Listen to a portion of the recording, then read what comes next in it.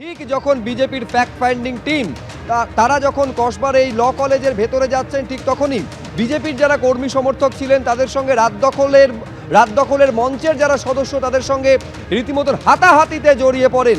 ধুন্ধুমার পরিস্থিতি তৈরি হয় কসবা আইন কলেজের সামনে। ধুন্ধুমার পরিস্থিতি একইভাবে বিবি গাঙ্গুলি স্ট্রিটেও তৈরি হয় এবিভিপির কর্মসূচিকে ঘিরে। এবিভিপির লালবাজার অভিযান কর্মসূচি ছিল একেবারে কসবা কাণ্ডের প্রতিবাদে। এই লালবাজার অভিযান কর্মসূচি যেটা মাঝপথেই আটকে দেয় পুলিশ, কোনো আগাম অনুমতি ছিল না। তারপর ধরপাকড় শুরু হয়। কসবার ল কলেজের সামনের ছবি এই মুহূর্তে দেখতে পাচ্ছেন।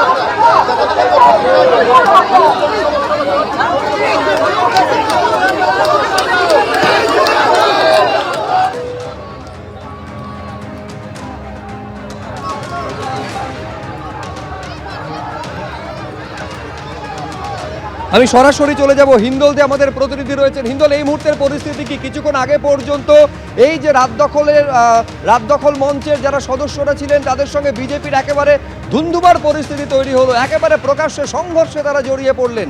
অন্যদিকে এই যে ফ্যাক্ট ফাইন্ডিং টিম তারা ভেতরে গিয়েছেন। কি অবস্থা এখন কসবার ল কলেজের সামনে? দেখো একেবারে ধুমধুমার উত্তপ্ত পরিস্থিতি যে সাউথ কলকাতা ল কলেজের সামনে। আমরা কথা বলে নেবো বিজেপির একজনের সাথে। এই যে উত্তেজনার পরিস্থিতি কি? हम लोग शांति से यहाँ पे अपना आंदोलन कर रहे थे, हमारे आए थे देखने के लिए। वो लोग आके बैनर फेस्टून, सीपीएम वाले लोग को परमिशन मिल गया, क्यों बीजेपी वाले लोग को परमिशन नहीं मिल सकता है? वो लोग माइक बैनर फेस्टून लगा के उन लोग पूरा प्रतिवाद कर रहे हैं।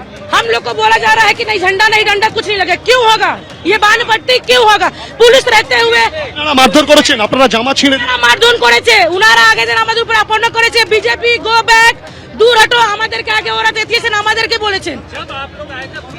আপনাদের উপরে যে আক্রমণ হলো সেই আক্রমণ আপনারা বলছেন আক্রমণ করেছেন, কিন্তু রাত জাগো আর রাত দখল অধিকার দখলের পক্ষ থেকে যারা এখানে স্লোগান দিচ্ছিলেন তাদের উপরে তো আপনারা ওনারা এখানে এসে এই জায়গাটাকে পুরো নষ্ট করার জন্য এখানে প্রস্তুত হয়েছিলেন।